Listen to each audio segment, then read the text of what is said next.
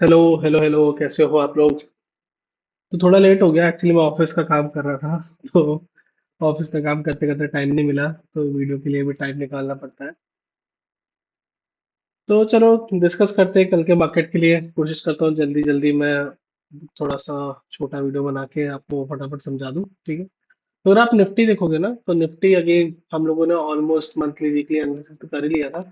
But still आप देखोगे तो ये इसी रेंज के अंदर फंसा हुआ है। आप देखो, एक दो तीन चार पाँच छः सात आठ, ऑलमोस्ट 8 ट्रेडिंग सेशन हो गए, वो इसी रेंज के अंदर है। तो आइडियली बड़ा मूव तो कब आएगा? जब इस रेंज का ब्रेकआउट होगा तब बड़ा मूव आएगा, या फिर नीचे से इस रेंज का ब्रेकआउट होगा तब बड़ा मूव आएगा, राइट? तो 23,800 और 24,330, ये दो बड़े लेवल हैं जिसके बाद में बड़ा मूव आएगा, ठीक है? अब आप अगर यहाँ पे देखोगे तो अब इसमें ना दो चीजें हैं। मार्केट यहाँ पे कुछ भी कर सकता है, मैं क्यों बोल रहा हूँ? बिकॉज आप मेजर ट्रेंड देखोगे तो यहाँ पे सेल ऑफ होके आया, सेल ऑफ होके इसने पुल बैक लिया, पुल बैक होके अभी आप देखोगे थोड़ा नीचे नीचे नीचे यहाँ पे आ रहा है। अगर आप पाथ देखोगे तो इसको समझने के दो तरीके हैं। अब वो मार्केट ही बता पाएगा कि वो क्या हमें बताना चाह रहा है। कि मेजर ट्रेंड नीचे आया फिर ऊपर आया है, यहाँ से अभी ये डब्लू पैटर्न बना के ये ऐसे ऐसे करके हो सकता है ऐसे वापस नीचे आ जाए, ठीक है? ये पहला हो गया। दूसरा, अगर इसको बुलिश जाना है तो ऑलरेडी ये यहाँ पे बना चुका है एक ट्रेंड, ये नीचे बना रहा है, और ये जो ट्रायंगल फॉर्मेशन है ये आके यहाँ पे कंसोलिडेट करके फिर ब्रेकआउट कर सकता है, ठीक है? तो ये तो हो गया थोड़े से लंबे टाइम के लिए, कि जहाँ पे पता है कि हाँ ठीक है, ये यहाँ पे ऐसे कंटिन्यू कर सकता है, ठीक है? तो ये आप ध्यान रखना। अब ये नहीं पता मुझे एक दिन में होगा, 2 दिन में होगा, 3 दिन में होगा, 4 दिन में होगा, कब कितने दिन तक ये रेंज में रहेगा। ऑलमोस्ट 8 दिन तक तो इस रेंज में रह चुका है वो। तो ये चीज आपको ध्यान रखनी है। कि जब भी आपको मौका मिले और जब भी इस रेंज के बाहर जाए मार्केट, तो आप थोड़ा सा इस चीज पे ध्यान रखना कि आप अपने टारगेट को थोड़ा बड़ा रख सकते हो इस टाइम पे, है ना? अब देखो, अब बात करते हैं हम कल के सेशन की, इंटरडे की हम क्या कर सकते हैं, ठीक है? मैं चले जाता हूँ सीधे 5 मिनट में।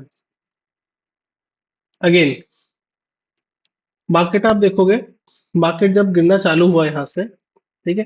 आज का जो हमने कल का प्लान बनाया था, इनफैक्ट ट्रेडिंग प्लान, उसमें भी हमने क्या प्लान बनाया था कि पहला ही सपोर्ट है 24,000।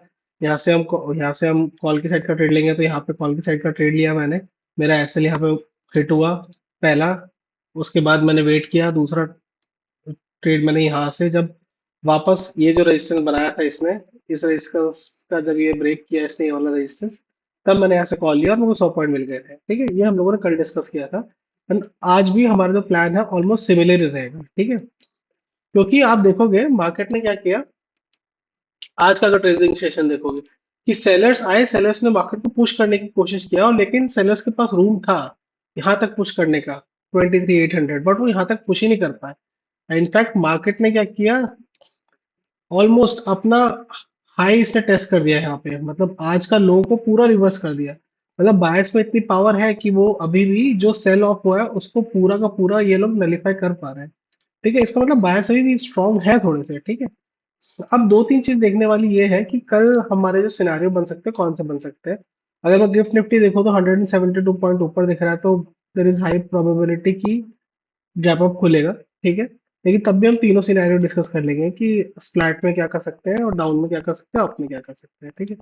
अगर ये मार्केट थोड़ा सा ऊपर खुलता है, जैसा अभी दिखा रहा है 24,182 या 183, जो कि यहाँ पे मतलब 200 के आसपास अगर खुलता है यहाँ पे, राइट?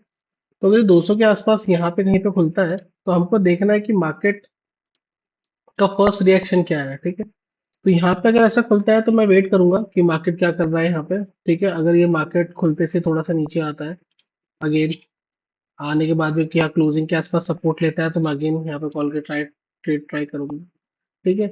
और मार्केट अगर काफी ज्यादा ऊपर खुल जाता है इस रेजिस्टेंस के पास में या इस रेजिस्टेंस के पास में, तो अगेन मैं यहाँ से एक गैप फिल का ट्रेड ले सकता हूँ नीचे की साइड के लिए, ठीक है? एक ये सिनेरियो, ठीक है? अगर गैप इतना कम होता है कि हाँ ये क्लोजिंग का सपोर्ट लेने आ सकता है, तो मैं कॉल की साइड जाऊंगा, और गैप थोड़ा ज्यादा खुल जाता है और ये रेजिस्टेंस के आसपास होता है, तो मैं फिर एक गैप फिल के ट्रेड के लिए 100-150 पॉइंट का मैं यहाँ पर ट्रेड ले सकता हूँ, यहाँ पे प्राइस एक्शन देखने के बाद में, ठीक है?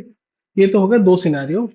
वरना फ्लैट में भी मेरा सेम ही सीन रहेगा, फ्लैट में भी मैं बाइंग के लिए देखूंगा। अगर फ्लैट खुलता है यहाँ पे और ये जो रेंज है इसका यहाँ पे ब्रेकआउट करता है ऊपर के साइड में, तो भी मैं यहाँ पे ऊपर की साइड में दूंगा। तो मेरे जो सिनेरियोज है, स्मॉल गैप अप में बाय करूंगा मैं, फ्लैट में ही बाय करूंगा मैं। बहुत बड़ा गैप अप होगा तब मैं सेल करने की सोच सकता हूँ यहाँ पे, वो भी छोटा मोटा ट्रेड गैप फिल करने के लिए। एंड अगर इस पॉइंट के नीचे खुलता है मेरा मार्केट, ठीक है, और इसको टेस्ट करता है वापस से, तो फिर मैं यहाँ पे नीचे पी की साइड जाऊंगा। क्यों? क्योंकि ऑलरेडी बायर्स यहाँ से मार्केट को लेके जा चुके हैं। और मार्केट अगर किसी कारण वापस गैप डाउन खुलता है तो ये जितने भी बायर्स मार्केट को पुश करके गए हैं यहाँ पे, सबका लॉस होगा, सब अपनी पोजीशन काटेंगे और उसके बाद मार्केट इसको ब्रेक करके यहाँ तक आ सकता है। तो यहाँ से 100-150 पॉइंट का मुझे मिल सकता है। तो ये तो हो गई मेरी निफ्टी की एनालिसिस। ठीक है, और बैंक निफ्टी का भी देखें तो बैंक निफ्टी निफ्टी तो मुझे सिमिलर ही लगता है। ठीक है, ये भी आप देखोगे तो थोड़ा सा रेंज में ही है, इसमें भी सेम ही सीन है। अगर फ्लैट खुलेगा तो मैं बाइंग कर लूंगा, गैप अप खुलेगा थोड़ा सा नीचे रिट्रेस करेगा तो भी मैं बाइंग कर लूंगा।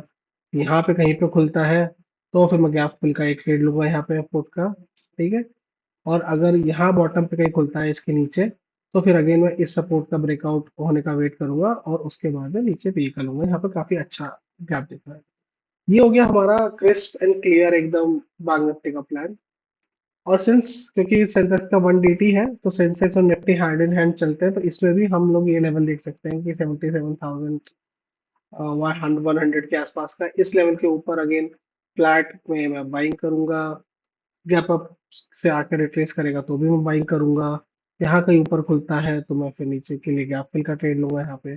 और इस पॉइंट के अगर नीचे खुलता है अगेन, तो मैं इस पॉइंट के ब्रेक के लिए यहाँ पे कहीं पे सेलिंग का ट्रेड लूंगा। तो बहुत सिंपल रखो मार्केट को, ज्यादा इसमें टेंशन लेने की बात ही नहीं है।